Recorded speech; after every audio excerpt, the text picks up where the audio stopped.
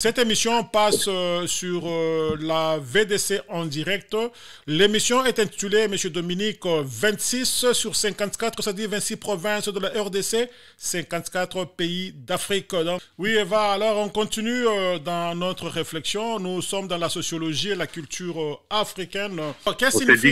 Quelle valeur donnez-vous au nom africain? Par exemple, nous avons constaté surtout dans la culture Luba, ou quand vous avez des enfants, vous leur donnez les noms des aïeux, par exemple, grands-grands-parents.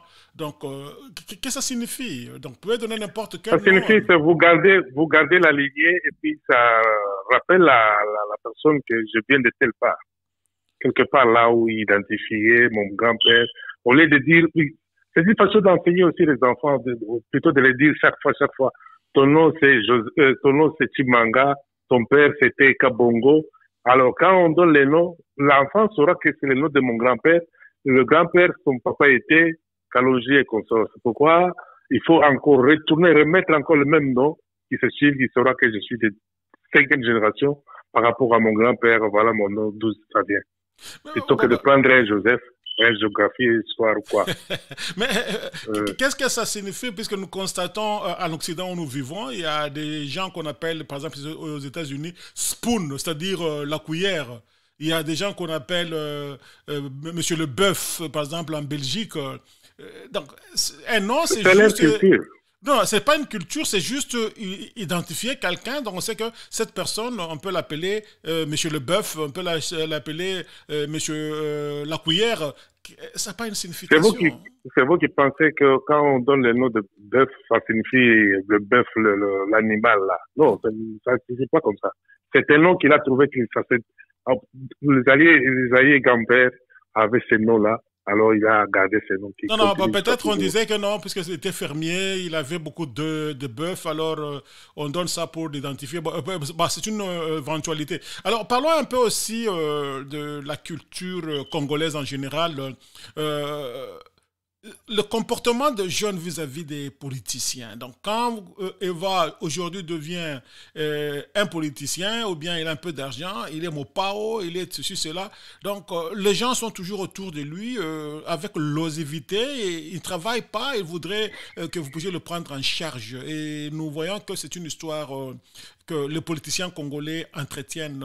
Quel est votre point de vue? Ouais, ça c'est la pauvreté.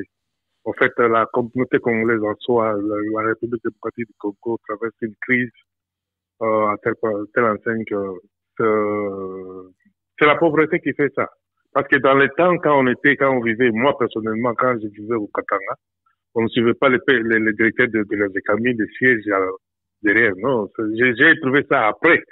Par exemple, à Kinshasa, où on crie Mopao. Mais quand on avait les ingénieurs, les techniciens, les directeurs, on ne les suivait pas derrière, on les connaissait, certains on ne les connaissait même pas. Non. C'est puisque tout le monde avait à manger. Avec quelque chose à mettre sur le dent. C'est la pauvreté qui fait tout ça. Alors, qu'est-ce que vous conseillez à ces jeunes? Parce que pour le moment, ça se fait même au niveau du Katanga, hein, là où vous faites référence, c'est la même chose. Hein. Non, c'est la pauvreté généralisée.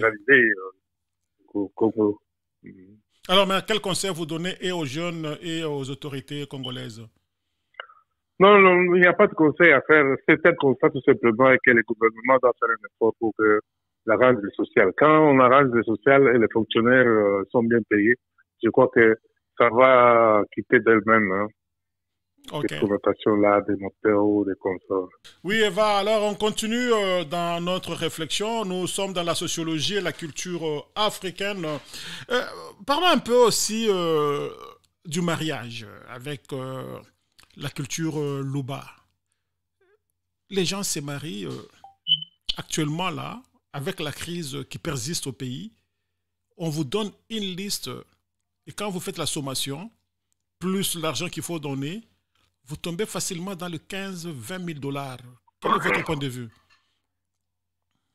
Non, c'est une exigence qui doit se faire comme ça parce que même dans la Bible... Parlez un peu fort, s'il vous plaît. Je crois que c'est une tradition qu'on doit respecter jusqu'à maintenant, quoi. ça ne doit pas changer, ça doit rester ainsi. Parce que non, la tradition, c'est un symbole, Eva. C'est un symbole que deux familles se réunissent, on festoie ensemble. Je sais qu'il y a, par exemple, à l'Est, au Kivu, là, il faut donner des vaches qu'on sort, c'est cher. Mais chez les Balouba, là, on demandait des symboles. Actuellement, ça devient comme si on vendait l'enfant. non, on ne vend pas, parce que quand le parent, la famille de la femme donne sa fille en mariage, on estime que l'homme est capable de la nourrir. Donc, il doit se faire voir, il doit démontrer qu'il est capable. Alors, il doit amener quelque chose qui, comme témoin que je m'engage et je suis capable de garder la femme. On ne doit pas céder facilement comme ça, comme à l'Occident. Je parle que c'était exorbitant, c'est de quoi je parle. Donc, il n'y a pas problème de payer ce qu'on demande, mais c'est exorbitant. Bon, je ne refuse pas. Par tradition, quand on fait marier la fille, l'argent, la dot, qu'on appelle la dot, sera donné à un enfant, un garçon de la famille qui n'a pas encore, qui n'est pas marié, pour qu'il arrive à se marier. C'est pourquoi on ne fait qu'un échange, tout simplement. Si vous donnez, par exemple, le mari vient avec $10 et que mon frère, mon cousin on lui demande là-bas $25. Comment est-ce que c'est de quoi je parle. Donc, c'est-à-dire la communauté vient de faire pourrir la situation. Puisque quand vous demandez 25 000, l'autre voisin qui dit non, écoutez, notre fille aussi a étudié jusqu'au nouvel universitaire, nous allons demander 30 000, et les autres disent non, notre enfant est en Belgique, on va demander 50 000. Vous ne voyez pas que c'est ça même le fonds de commerce, c'est de quoi je parle, cher Eva? Mais c'est tout simplement, je reviens encore, c'est la pauvreté. Parce que les parents qui donnent, oui, les parents qui demandent cet argent-là, ça devait être symbolique, oui. Mais quand on exagère, c'est de la pauvreté, tout simplement. Ok, alors merci beaucoup, Eva. Je vous ai pris à pied levé, mais tenez que chaque soir de 19h, 20h de New York, c'est-à-dire 1 heure de moins là où vous êtes, on commencera à vous appeler pour contribuer dans cette émission. L'émission s'intitule 26 sur 54, 26 provinces de la RDC, 54 pays de l'Afrique. Merci beaucoup, monsieur Eva, et bonne soirée. C'est vous que je remercie, monsieur Don Kayembe. Merci. Ok, au plaisir. Vous êtes sur la voie de la démocratie congolaise au Parlement d'Afrique avec votre serviteur de tout le temps, Don Kayembe. Don Kayembe qui est ici en train de vous entretenir dans une émission que nous appelons 26 sur 54, 26 provinces, 54 pays, 26 provinces de la RDC, disais-je, et 54 pays de l'Afrique. Nous allons appeler tout le monde. Donc, que vous soyez de gauche, de droite, nous continuons à balancer de la boca. Alors là, nous sommes avec M. Dominique. M. Dominique, vous êtes en direct sur la voie de la démocratie congolaise, Panorama d'Afrique, dans l'émission 26 sur 54, 26 provinces, 54 pays de l'Afrique. Bonjour, M. Dominique. Bonjour, comment vous allez? Très bien, parlez un peu plus fort, il y a les amis qui vous suivent. Monsieur Dominique, nous vous appelons pour parler un peu de l'actualité en RDC. Vous avez suivi en début de cette semaine la mort de l'ambassadeur italien qui a été fauché avec son chauffeur. Qu'est-ce que vous en dites en tant que politicologue et analyste politique? Très bien, merci de me prendre sur vos antennes. La mort de l'ambassadeur de l'Italie en RDC, M. Attanasio, c'est toujours c'est un événement tragique dans la mesure où ça arrive chez nous. Ce n'est pas le premier diplomate qui est encore tué dans des circonstances assez floues. Sincèrement, on présente d'abord nos condoléances, bien évidemment, à la famille, à la jeune veuve qui reste seule avec des enfants très petits, à l'Italie. Et c'est difficile politiquement de s'avancer sur ce genre de choses parce que bon, on ne comprend pas très bien comment un responsable du corps diplomatique peut se retrouver dans des carrières minières. On nous dit, il y a un tas d'informations qui circulent. On nous parle de l'attaque sur son convoi dans le cadre de PAM, qui est un programme organisé par les Nations Unies, par l'entremise de la MONUSCO, qui est l'organe opérationnel en RDC. Donc c'est assez difficile de se prononcer pour le moment. On a demandé que la lumière soit faite à travers une enquête indépendante. Alors là, on pourra certainement... Bon, en tant qu'analyste, Monsieur Dominique, en tant qu'analyste, qui vous posez pointer du doigt dans un premier temps? Est-ce que c'est la faute aux diplomates ou bien c'est l'insuffisance sécuritaire gouvernementale? Je pense à dans ce cas d'espèce, je voudrais dire que la responsabilité est partagée parce qu'un diplomate ne peut pas se déplacer, comme je disais, tout seul, se retrouver dans des zones minières, même si c'est dans le programme de PAM. Il y a une lettre de demande d'autorisation de sortie de Kinshasa qui vient d'être balancée sur les réseaux sociaux. Il a demandé l'autorisation officielle qu'il devrait quitter par avion avec 3 autres diplomates et un chauffeur congolais. Et la lettre était adressée au ministre des Affaires étrangères. Donc, quand j'ai vu ça, je demandais est-ce qu'il y a eu suite du ministre, est-ce qu'ils étaient autorisés. Donc, c'est la lettre de l'autorisation qui ne s'est pas fait voir, mais la demande de l'ambassadeur a été effective, paraît-il. Alors, dans ce cas précis, qui on peut pointer du doigt? Alors là, il y a véritablement une zone d'ombre qui doit faire la lumière, parce que j'ai suivi la ministre des Affaires étrangères, qui était évidemment très indignée, mais dans son interview que j'avais suivi il y a quelques jours, elle n'a jamais fait mention d'une demande d'autorisation. Bien au contraire, on remettait la responsabilité des diplomates, de ce diplomate et de tout le corps diplomate en RDC, qu'il fallait maintenant une lettre d'autorisation pour qu'on sache leur déplacement, on soit au courant. Alors, si ça avait été déjà déposé et qu'il n'y a pas eu suite, et qu'aujourd'hui on va un peu dans tous les sens en termes de communication de la part des autorités, je crois que c'est une bavure et on doit malheureusement en assumer la responsabilité, parce que si on se base sur ce mémo dont vous parlez que je n'ai pas vu, donc le gouvernement congolais aurait dû prendre les dispositions adéquates pour pouvoir s'acquiser d'un effectif sécuritaire pour ce diplomate en question, ou au moins collaborer avec la MONUSCO, puisque c'était dans un programme d'amnistie, afin qu'il y ait un dispositif assez costaud pour pouvoir le protéger, parce que ce n'est pas avec un garde du corps et un chauffeur qu'on va aller s'aventurer dans cette zone, ces zones d'instabilité. Nous avons constaté qu'il y a des diplomates étrangers en RDC qui se déplacent comme ils veulent. Hein. Donc, tantôt ils sont à Kinshasa, tantôt ils sont partout. Et quand vous lisez la lettre, je ne sais pas si cette lettre est authentique.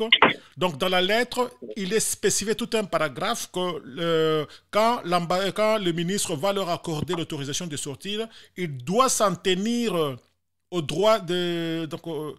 la convention de Vienne de ne pas ouvrir, de ne pas checker dans leur valise diplomatique. Qu'est-ce que vous en dites? Mais ça serait vraiment restreindre quelqu'un de tous ses mouvements et de toutes sa liberté. Et moi, je pense que la chose, que compte tenu, ayant un tout petit peu de souplesse, qu'est-ce que je veux dire par là? Un diplomate ici dans les pays où nous vivons, respectifs en Italie, États-Unis, Canada, etc., a quand même la liberté de se rendre où il veut, afin des siens.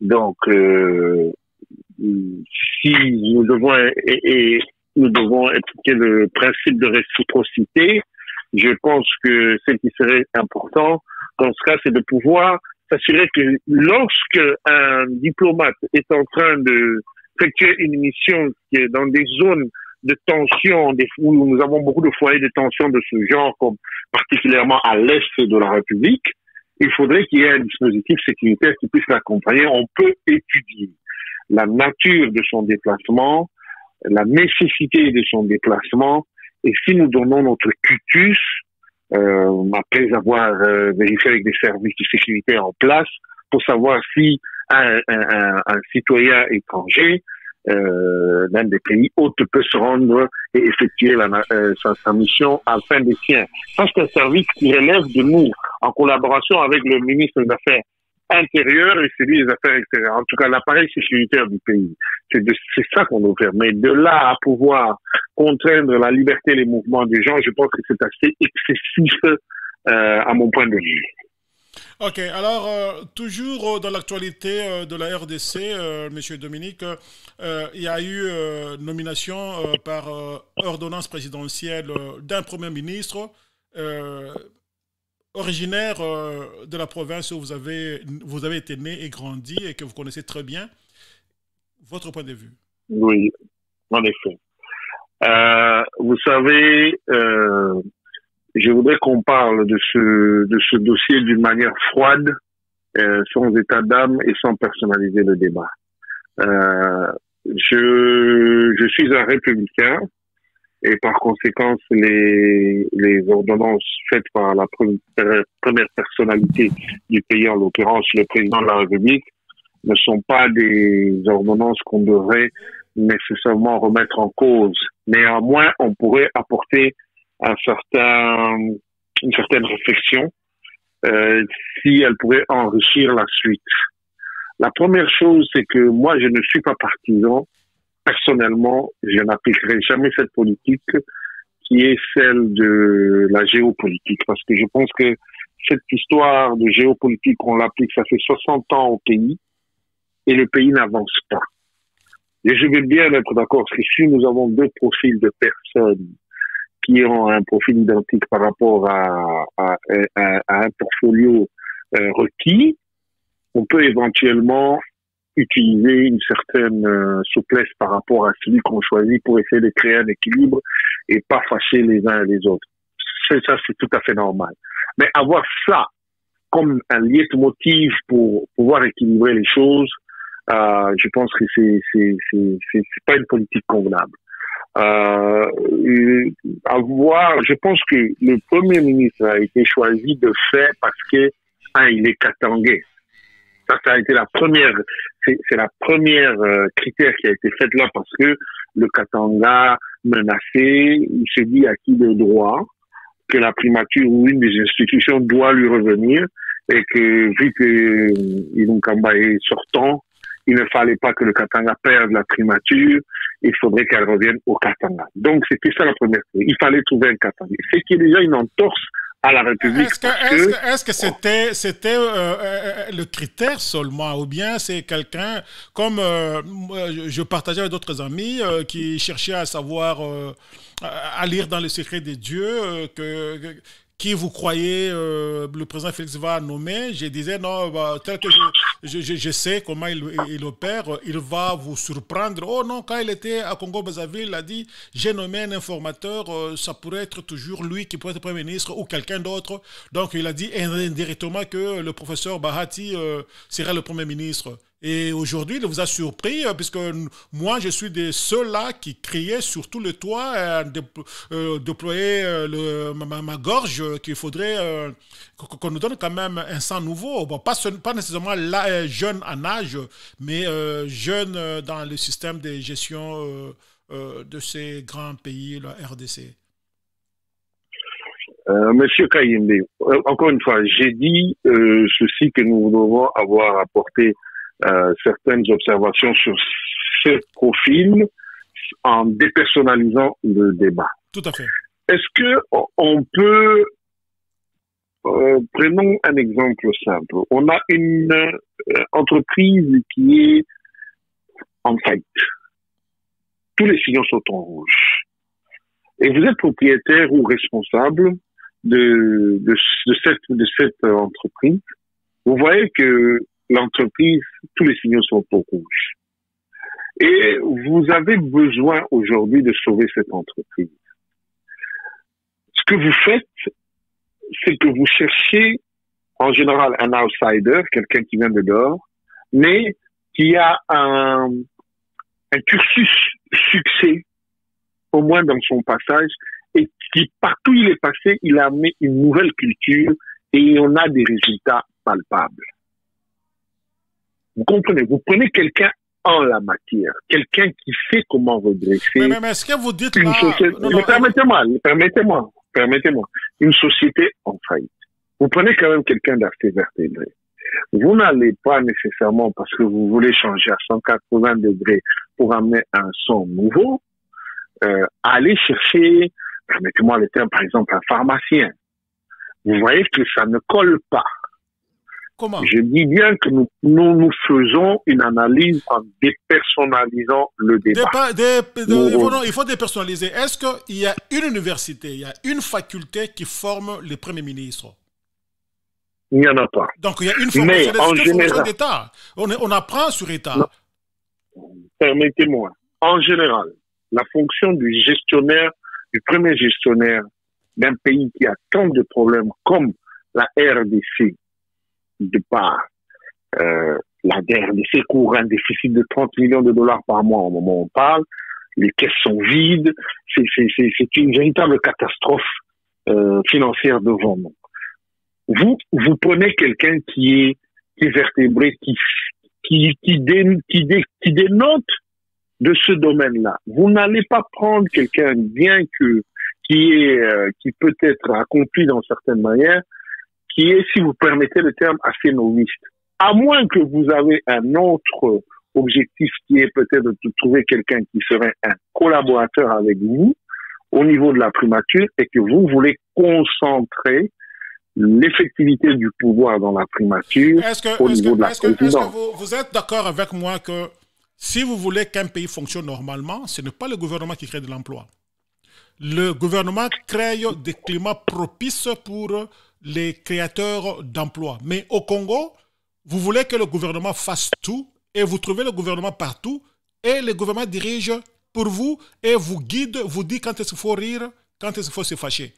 Est-ce que vous ne pensez pas qu'il faudrait vraiment s'écarter de cette logique-là? Le Premier ministre, c'est un poste purement politique. Donc, il n'y a pas une école, une université, une faculté qui forme le Premier ministre. Donc, c'est quelqu'un qui doit avoir une vision. Et cette vision du Premier ministre, c'est une vision commune. Ça ne vient pas de lui. C'est toute une équipe, lui avec le président de la République, avec d'autres personnes. Bon, malheureusement qu'au Congo, les ministres sont toujours des politiques qui n'ont pas parfois une vision de leur gestion. Mais le Premier ministre pourrait être un politique qui travaille avec des technocrates. Qu'est-ce que vous en dites, monsieur Dominique? Je veux bien préciser le débat, encore une fois, que j'offre mon point de vue en tant qu'observateur politique. Je n'ai aucun problème avec... Non, je sais. Je sais que vous comprenez, mais nos auditeurs, je veux bien qu'ils ne comprennent pas ça mal. Okay. Parce que malheureusement, les Congolais, nous comprenons toujours les choses de travers. Moi, je souhaite une excellente chance au jeune Premier ministre.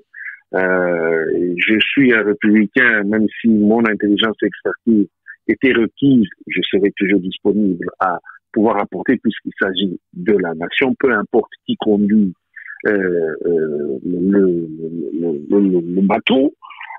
Donc, cela dit, j'estime, à tort ou à raison, que compte tenu des problèmes et des difficultés dans lesquelles notre pays se trouve en ce moment, il fallait quelqu'un d'assez vertébré.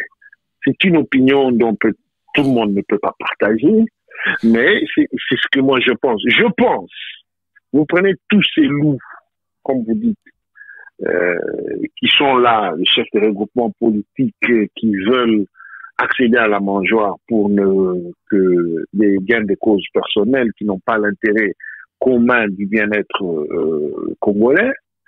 Je pense qu'il serait plus facile, ça aurait été plus facile d'avoir quelqu'un qui les connaît bien, qui a été du système, même si on veut s'écarter de l'ancienne école de pensée, mais je pense qu'il aurait été assez bien de pouvoir avoir une personne qui les connaît assez bien et qui sait les tenir. Mais le président le pour connaît pouvoir bien. Avancer avant. Le président... Oui, mais le rôle du président... Permettez-moi que un instant, je vais juste glisser quelque chose pour vous dire qu'il faudrait quelqu'un qui le connaît. Le président l'a connu puisqu'il l'a même nommé directeur général de la GECAMINE. Merci. Alors, il nous reste que 2 minutes pour vous. Est-ce que vous pouvez conclure en ce qui concerne, puisque nous savons, comme vous avez dit, vous êtes républicain, donc la décision du chef de l'État doit être aussi conçu comme tel. Donc, vous parlez de la technicité, de l'expérience pour accéder à la primature. Est-ce que vous avez autre chose à ajouter, Monsieur Dominique?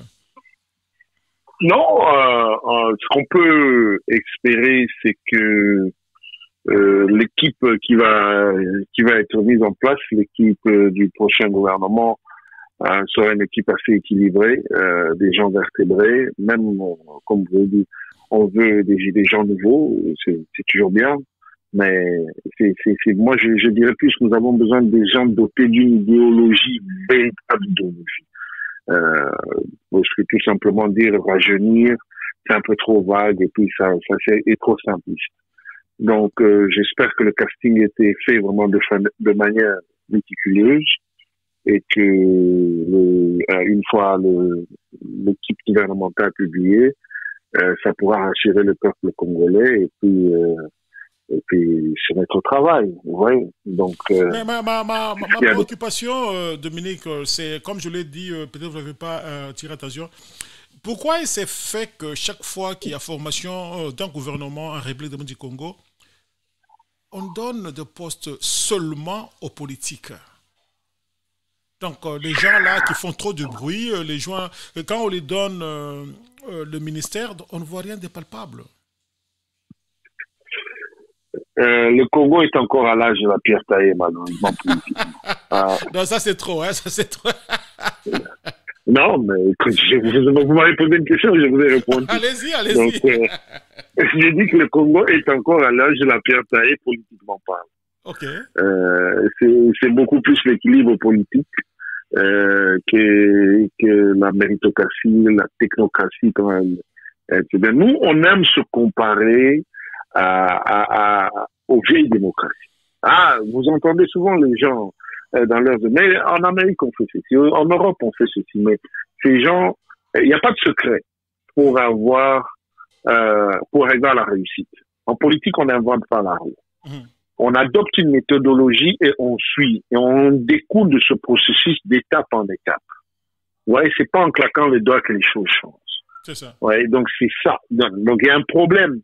Chez nous, il y a un problème de méthodologie. On applique la mauvaise méthode pour pouvoir essayer d'arriver à un résultat escompté.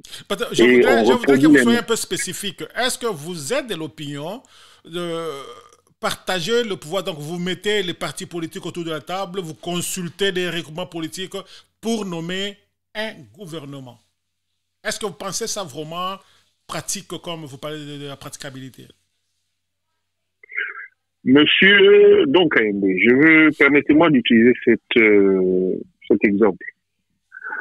Si moi, j'étais le président de la République, à la place de nous, j'aurais pris mon équipe à moi, les gens avec qui je me sens à l'aise, en dépit que les autres crient, ainsi de suite, mais au moins que je fasse un travail où moi je sais vivre avec le résultat, réussite ou échec, et non aller de nouveau faire un gouvernement de coalition, puisque c'est de ça qu'il s'agit. Exact. Qui va peut-être réussir, tout comme qui peut peut-être échouer, mais en fin de compte, le dernier comptable, réussite ou échec, c'est qui? C'est le président de la République qui devra se présenter devant le peuple congolais pour expliquer le bilan entier. Donc, pour ne pas reproduire les mêmes erreurs, vu que nous sommes dans un contexte qui demande une certaine coalition, moi, je demanderai au président de la République de faire un casting, de se dépasser et de pouvoir choisir les gens sur un système méritocrate. Qui se démarque de la politisation de la politisation pour le Congolaise, vous comprenez? Qui se démarque de la politisation congolaise. Okay, S'il peut arriver à faire ça, Alors, Ça serait vraiment... il ne reste plus que 20 secondes. À vous la parole dans 20 secondes. Qu'est-ce que vous allez dire à ceux-là qui vous suivent instamment? Non, j'espère qu'ils ont aimé notre échange et j'espère que ce ne sera pas la dernière fois. Oui, enfin, pas la dernière fois, parce que soyez attentifs, comme vous l'avez dit vous-même. Donc, chaque jour, soyez toujours prêts. Cette émission passe sur la VDC en direct. L'émission est intitulée, Monsieur Dominique, 26 sur 54, c'est-à-dire 26 provinces de la RDC, 54 pays d'Afrique. Donc, c'est pour que tout le monde contribue. Merci et bonne soirée chez vous, Monsieur Dominique. Merci bien, merci de m'avoir invité. Bonne soirée, mes salutations à tous les auditeurs. Ok, alors là, nous avons quelqu'un d'autre que nous voulons contacter pour l'échange sur la voie de la démocratie congolaise au Parlement d'Afrique dans notre émission intitulée 26 sur 54, 26 provinces de la RDC, 54 pays d'Afrique, où nous animons cette émission à partir de New York City. Nous attendons si notre correspondant sera en ligne. Alors? Allô, oui. Oui, bonsoir, Papa Justin. Vous êtes en direct sur la voie de la démocratie congolaise, dans notre émission, je voulais dire, 26 provinces sur 54 pays d'Afrique avec John Kayembe. Donc, vous êtes en direct. Comment vous allez, mon frère? Non, je me porte très bien, papa. Donc, tout va bien, Dieu nous fait grâce, on est là. Dieu nous fait grâce, chers téléspectateurs. Donc, vous qui nous suivez dans cette émission, nous sommes avec Papa Justin. Et celui-ci, c'est un diplomate de carrière. Il vit actuellement ici aux États-Unis. Papa Justin, vous êtes sans ignorer qu'au pays, il y a beaucoup d'informations, beaucoup de secousses avec l'avènement ou bien la nomination de Premier ministre Sama Lokondo Kenge. C'est un ingénieur chimiste. Est-ce que vous avez quelque chose à dire sur le choix du président de la République? Non, je crois que le président de la République a fait un bon choix, car c'est lui qui incarne la vision du pays et il sait au moins les qualités qu'il cherche dans les différentes personnalités qu'il a désignées ou qu'il doit désigner afin de pouvoir accomplir sa vision. Donc, allez-y. Donc, les choix de Jean-Michel Sama Lukonde, je crois que c'est un bon choix. Donc, vous appuyez le choix cartésien du président Félix Antoine Tshisekedi. Alors, si aujourd'hui, il vous arrivait en tant que diplomate qui a évolué pendant très très longtemps dans ces domaines pour le compte de la République démocratique du Congo, quel conseil donnerez-vous à M. Sama Lokonda Kenge en ce qui concerne la diplomatie congolaise du moment qu'il est en train de former son gouvernement? Donc, je pense que le conseil que je peux lui donner pour le moment, c'est de pouvoir choisir les personnes qui ont... un peu plus fort, s'il vous plaît, un peu plus fort. Oui. Donc, le conseil que je peux lui donner pour le moment, c'est de faire un bon choix, les choix des personnes attitrées qui n'ont pas versé dans la mégestion, dans le détournement des deniers publics. Je parle de la diplomatie, monsieur Justin, je parle de la diplomatie. Qu'est-ce que vous pouvez lui dire pour faire avancer la diplomatie congolaise? Oui, en ce qui concerne la diplomatie congolaise, vous savez que la diplomatie, elle est aujourd'hui la porte ouverte, la porte d'entrée de partenaires au développement dans notre pays. Et que à ce titre-là, il doit essayer d'appuyer la vision du chef de l'État dans la mesure où il tient absolument à faire de la République démocratique du Congo la plaque tournante de cette diplomatie en Afrique et dans le monde. Pour cela, il doit essayer de renouveler par le biais des choix du ministre des Affaires étrangères qu'il va devoir faire, de pouvoir rajeunir cette diplomatie, réduire les ambassades afin de leur doter des outils nécessaires pour faire réunir cette diplomatie ainsi que pour essayer de redorer les blasons terribles de cette diplomatie à travers le monde, et en même temps essayer d'attirer à Kinshasa les investissements qu'il faut dans la mesure de pouvoir donc verser ces fonds dans les projets de développement prioritaires que compte lancer son gouvernement. Oui, attendez, vous avez dit quelque chose de très important. Réduire le nombre des ambassades. Et pourtant, nous sommes en train de vivre au jour le jour le nombre de Congolais qui sont à l'extérieur, qui sont près dans tout le pays. Mais si vous réduisez le nombre d'ambassades, comment seront-ils servis? Donc, le problème est que le budget aujourd'hui de la République démocratique du Congo est assez modique, qui ne peut pas permettre de doter. Vous parlez d'un pays potentiellement riche, M. Justin. Oui, les pays potentiellement riches. Là, tu ouvres un autre point de marche qu'il faudra maintenant qu'on essaye de mobiliser les ressources intérieures afin de pouvoir augmenter. En effet, puisqu'on vous a dit qu'il y a coulage de 15 milliards de dollars chaque année. C'est déjà immense, c'est-à-dire cet argent est dans le pays et ça se trouve dans les mains des individus. Est-ce qu'il faudrait encore chercher par quel moyen cet argent encore? Puisque l'argent est là. Quand les gens se partagent 15 milliards de dollars, c'est-à-dire 3 fois le budget annuel de l'État, ça se trouve dans les poches de gens et vous voulez dire qu'il faut encore maximiser la récolte des recettes? Ah, mais effectivement, écoutez, cet argent se trouve dans les mains des gens. Qu'est-ce qu'on a fait avec les gens? Ils n'ont pas été inquiétés. Bon, il y a un début de commencement. Moi, je dis ceci. Quand vous dites qu'il n'y a pas d'argent dans ce pays, je vous dis que dans ce pays, il y a l'argent. Et l'argent qui est dans ce pays-là se trouve dans les mains des gens.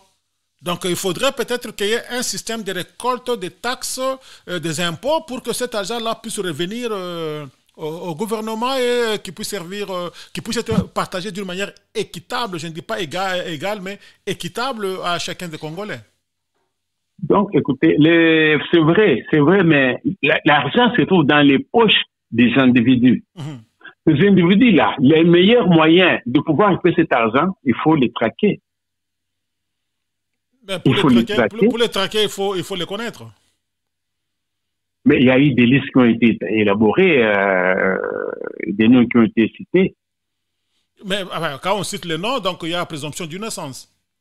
Ok, mais il faudra que l'inspection générale des finances fasse son travail. Mais est-ce que vous voyez, parce que vous venez de le citer, est-ce que vous avez confiance à ce stade de ce qui s'est fait à l'inspection générale des finances, puisque avec tout le respect de toutes les personnes qui y travaillent, je vois qu'il y a beaucoup plus de la médiatisation que du travail, puisque depuis qu'on a commencé à arrêter les gens, ils parlent le matin à Makala, le soir il est à la maison, le lendemain il est au bureau, et jamais on nous a fait voir comment on a récupéré quelques sous de ces gens-là qui ont récupéré l'argent et mettre dans leur poche. Bon, l'inspection générale des finances est un service qui est bien indiqué pour poursuivre tous les gens qui sont soupçonnés d'avoir versé dans tel autre domaine, donc dans tel ou tel autre détournement ou je sais pas moi de fonds. Est-ce que vous pouvez un peu parler le travail qu'ils font pour le moment, c'est un travail d'une haute facture intellectuelle parce que il y a au moins déjà les résultats. Donc, ceux qui ont été, les gens chez qui ils ont mené des audits,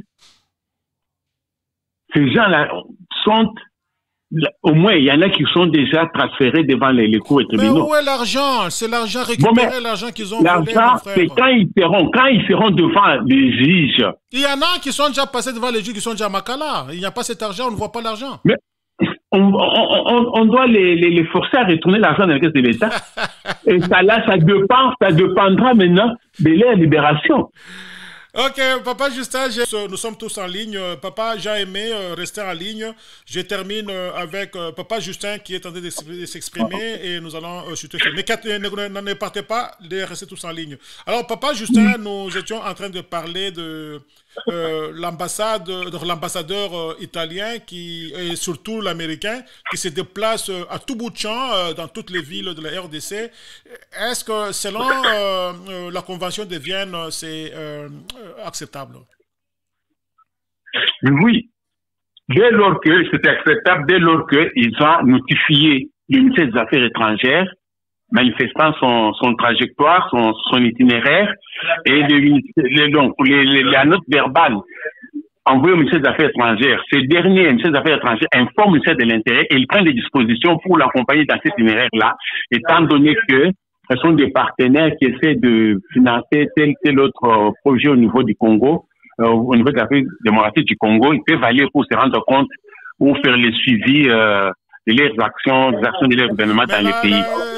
Le commandant de Nord Kivu a dit carrément qu'il n'était pas informé que ce monsieur venait, donc c'était difficile d'assurer la sécurité. Je ne sais pas à ce niveau-là. Est-ce qu'il y a eu, je ne sais pas s'il y a eu communication, si le ministère des Affaires étrangères, si il a été notifié, si le ministère des Affaires étrangères a informé, le ministère de l'Intérieur attend pour que celui-ci puisse aussi entrer en contact avec le gouverneur de cette province-là pour le mettre au courant. Ok, la lettre que nous avons vue, il a adressé la lettre au ministère des Affaires étrangères le 15 février pour son déplacement au 17 février. Est-ce que les 2 jours-là, il y a eu notification du ministère? On ne sait pas. Mais de toute façon, après l'embuscade qu'ils ont eue, nous avons suivi le commandant de la province du Nord Kivu qui dit qu'il n'était pas informé pour assurer sa sécurité, surtout qu'il allait dans une zone rouge. Donc, c'est vraiment rocambolesque. Alors, Papa Justin, merci beaucoup. Je pense que nous allons revenir à vous très très prochainement. Soyez prêts chaque soir. Nous vous appellerons, comme nous l'avons fait aujourd'hui, à pied levé, qu'on parle de la RDC. Merci beaucoup, Papa Justin, et à demain probablement. C'est moi qui vous remercie, mon frère. Allez, bonne nuit. Bye. Ok, bye. Alors là, nous avons notre ami Jean-Aimé Mbia Bondo, qui est un des grands dirigeants, c'est-à-dire vice-président de l'UDPS États-Unis d'Amérique. Monsieur Jean-Aimé, vous êtes dans une émission intitulée 26 sur 54, c'est-à-dire 26 provinces de la RDC, 54 pays de l'Afrique, animée par votre serviteur de tous les jours, Don Kayembe, depuis New York City. Alors, bonsoir, mon frère. Bonsoir, papa Don Kayembe. Alors, nous sommes là, vous êtes en direct sur la radio, on vous suit de partout le monde. Nous voulons parler de l'actualité en République démocratique du Congo. Vous avez suivi avec satisfaction que depuis le 1er février, le président de la République, Félix Antoine Tshisekedi, il préside à la destinée de l'Union africaine. Votre point de vue? En fait, vraiment, c'est mon point de vue. Parlez un peu fort, s'il vous plaît, un peu plus fort, monsieur. Ah, ok. Je disais que mon point de vue, c'est un point de vue très positif pour notre pays et pour notre président, parce que pour le moment, c'est nous qui dirigeons l'Afrique. La RDC dirige l'Afrique. Et pour moi, je suis très, très content. Et je soutiens vraiment que le mandat du président soit une réussite.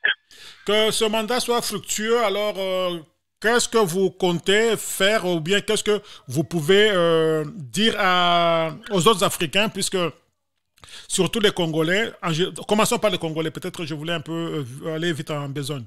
Le Congo, les Congolais qui pensent différemment de l'UDPS, ils ont dit le jour que le président est allé prendre le marteau, il n'y a pas eu de gens dans la salle et que les autres présidents, au lieu d'être à Addis Abeba, il y a un groupe qui était au Congo-Brazzaville, il y a d'autres qui étaient dans d'autres pays en train de déambuler.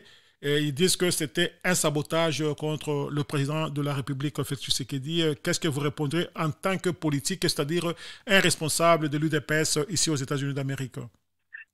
Bon, je pense que c'est manque d'information seulement, parce que déjà, avant la dernière session de l'Union africaine, il était décidé que, à cause de cette pandémie, toutes les réunions seront virtuelles. Et le président devait se déplacer lui-même pour aller rencontrer d'abord les présidents de l'Union, donc celui qui s'occupe de l'administration, pour prendre la plupart des dossiers et s'informer du fonctionnement de tout ce qui devait faire là-bas. Ce n'était pas nécessaire que les présidents viennent parce que c'était déjà décidé. Pour preuve, il y a même certaines personnes qui ont dit, oh non, voilà, même la présidente de l'Éthiopie n'était pas là, ce qui est faux. On avait vu les images quand le président est arrivé, il a été reçu par la présidente, et même quelques jours après, la présidente lui avait rendu visite. Donc, les gens veulent parler, de raconter des histoires par manque d'informations. On les comprend, c'est en politique, mais ce n'était pas nécessaire que le chef d'État soit là. Ils disent, quand vous dites problème de nécessité, est-ce que c'était nécessaire d'aller avec 500 Congolais avec 2 avions? Ce qui est faux et archi faux, parce que moi j'ai suivi les informations de la présidente, la délégation était de 35 personnes. Alors, donc, les 500 qui peut... Non, les gens racontent, pardon. Si vous suivez, si on voulait demander, ils peuvent nous donner la liste de ces 500 personnes, ils ne vous donneront pas. Hein. Ils ont dit que tous les hôtels étaient pleins à 85% à Addis Abeba. Il faut leur poser s'ils ont déjà été à Addis Abeba, parce qu'il y a plusieurs hôtels là-bas. Déjà, tous les hôtels, même 500 personnes peuvent prendre tous les hôtels de Addis Abeba. Les gens racontent l'histoire. Oui, donc ce sont les footeurs ou les pêcheurs en eau trouble. Alors là, nous évoluons, papa Jean-Aimé, nous parlons de l'UDPS, nous parlons de l'UDPS qui est au pouvoir. Il y a certaines personnes qui disent que la manière de travailler de l'UDPS, il n'y a pas de différence avec ce qu'on a vécu avec Kabila. Nous avons les communicateurs, nous avons le puissant secrétaire général, donc ils sont toujours au front et on ne sent pas qu'il y a une différence avec le PPRD. Alors quelle était la raison d'échanger le PPRD et mettre l'UDPS qui doit être une école de la démocratie, faire changer les histoires? Bon, vous savez, il y a beaucoup de choses. Hein. Il faut comprendre, l'UDPS a accédé au pouvoir, mais pendant quelle période? Non, je dis la méthode, donc les agissements ne font pas oublier les gens, ces systèmes regrettable la façon dont on traquait les gens, puisque même aujourd'hui, si vous avez suivi, le président de la République, Félix Tshisekedi, était au téléphone avec la vice-présidente des États-Unis d'Amérique, la dame. Donc, ils ont parlé, ils ont fait même allusion à la dégradation du droit de l'homme au pays par rapport à la première année qu'elle a pris le pouvoir. Maintenant, là, on reproche qui passe qu'il y a les formes de services de sécurité qui n'ont rien à voir avec l'IDPS. On reproche quoi l'IDPS? L'IDPS est là en train de traquer. Vous avez vu quelqu'un a fait allusion, par exemple, lors du changement de l'hémicycle pour faire partir le bureau là-bas, on a tout cassé là-bas. Et vous avez vu ce qui s'est passé aux États-Unis quand les gens sont allés au Capitol Hill. Je pense qu'il y a au moins plus de 200 personnes qui sont arrêtées. Mais au Congo, personne n'est en prison. Et pourtant, on a attaqué la maison qu'on appelle Temple de la démocratie. Oui, pardon. Vous savez, moi, je comprends qu'il y a des gens qui veulent accuser l'UDPS. Mais quand si nous prenons l'exemple, seulement le jour où il y a eu attaque au Palais du Peuple, ce n'était pas seulement les membres de l'UDPS, il y avait les gens du PPRD qui étaient entrés et qui voulaient s'attaquer aux députés qui venaient d'échanger le camp. Et c'est là, il y a eu, les membres de l'UDPS sont venus, il y a eu des jets de pierres. Vous avez l'impérium, vous ne devez pas attaquer avec les militants, vous avez l'impérium, c'est-à-dire vous avez l'armée et la police. Pourquoi ne pas faire usage à ces gens-là? Mais vous savez le problème chez nous. Si on avait envoyé la police, vous avez les mêmes accusations à les contre. Maintenant, c'était les combattants qui voulaient soutenir. C'est ça. Et il y a des accusations. Donc, les accusations là, papa, Il faut s'habituer. Parce que, comme on dit en Niger, beaucoup mieux ça. D'accord, ça, d'accord. Ok, alors, Papa Jean-Aimé, nous avons 2 minutes qui nous restent. Le Premier ministre est connu. Les traitations depuis le lundi, aujourd'hui c'est vendredi. Donc, le gouvernement est pour bientôt. Votre point de vue, à quoi vous vous attendez? Oui, mon point de vue, c'est comme les attentes qu'il y a tous les peuples congolais. Nous souhaitons que le Premier ministre puisse mettre son équipe en place et qu'il commence à y travailler. Le peuple congolais attend beaucoup. Nous pensons que c'est comme lui l'a dit que c'était un gouvernement, ça sera un gouvernement de combat, de vrais combattants. Nous lui souhaitons de bonnes choses. Mais un gouvernement de combattants, quand nous attendons c'est-à-dire, écoutez, selon les informations que nous avons, il a trempé seulement dans des politiques. Il va voir les classes politiques, les personnalités politiques.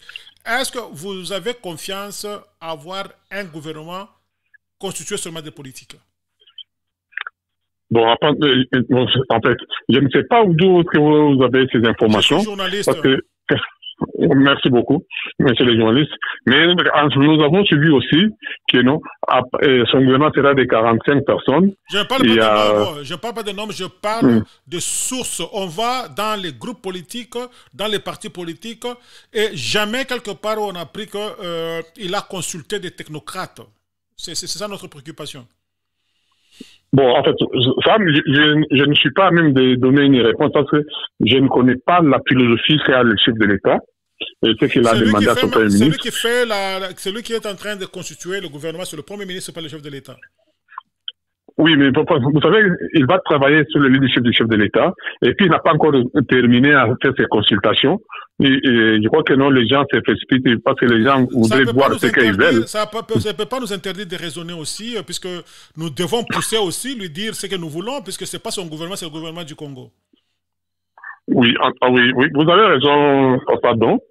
Mais laissez-lui d'abord le temps de mettre ses consultations. Puis après, on pourra maintenant tirer des conclusions, sinon il n'a pas consulté les technocrates. On ne peut pas attendre que le bras se casse pour trouver une solution. Il faudrait prévenir. Donc nous lui demandons qu'il nous cherche des technocrates, qu'il nous amène des politiciens, puisque depuis du temps de Mobutu, nous avons des politiciens et ils ont montré des limites dans leur gestion. Faut-il continuer à donner la chance seulement aux politiques ou bien il faut faire un mixage de politique et des technocrates, comme ça on avance?